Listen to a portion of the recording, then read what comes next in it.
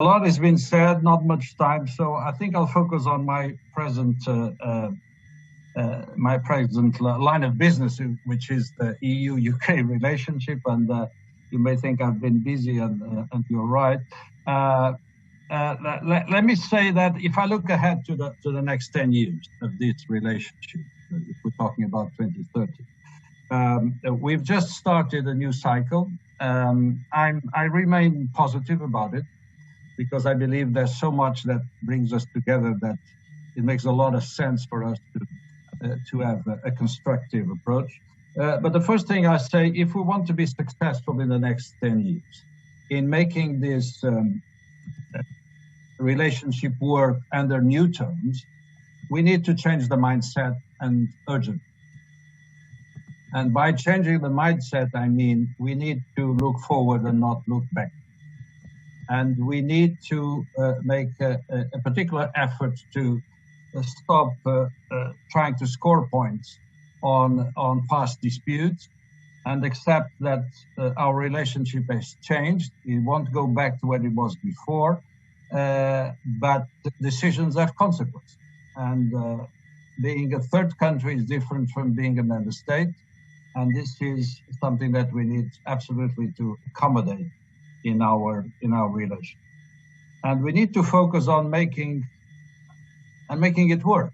We negotiated very hard a withdrawal agreement and a trade and cooperation agreement. And I'm very happy to see that today the two relevant committees in the European Parliament that have voted overwhelmingly in favor of the trade and cooperation agreement. And I hope that the plenary of the Parliament could do the same very soon, so that we really put all our tools on the table and start actually this new cycle of cooperation. Two levels where I think we need to focus in the coming years. One is to make this bilateral relationship work.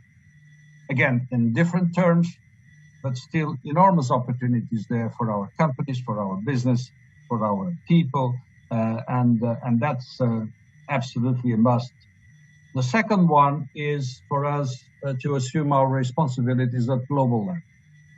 And that starts, I would say, with climate change, but that has to do with also us promoting multilateralism in a way that addresses and is capable of responding to today's challenge.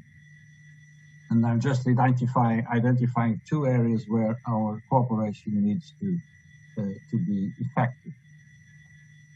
Then on foreign policy, although we have not agreed within the TCA a framework for structured cooperation, and we regret that, but that's what the UK wanted, I still believe that there's a lot we can do and should do.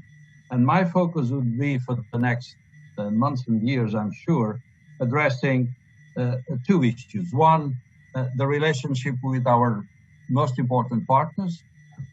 For different reasons, I would say United States, China, and Russia. Very different reasons, as you can understand. And the second one would be the European neighborhood, from Ukraine to the Balkans, where I think cooperation between the EU and the UK has the potential to be not only necessary, but very fruitful. And the last area I would identify for the next 10 years is our fight for our values. Klaus said that geopolitics is back. I would say that politics is back in the largest sense of the world. There is a new ideological debate. There is a new narrative debate. There is a new values debate. And, can we waste resources by not being united? Can we waste the potential of the EU-UK cooperation on the promotion of democracy, on the protection of human rights and the rule of law? I don't think we can.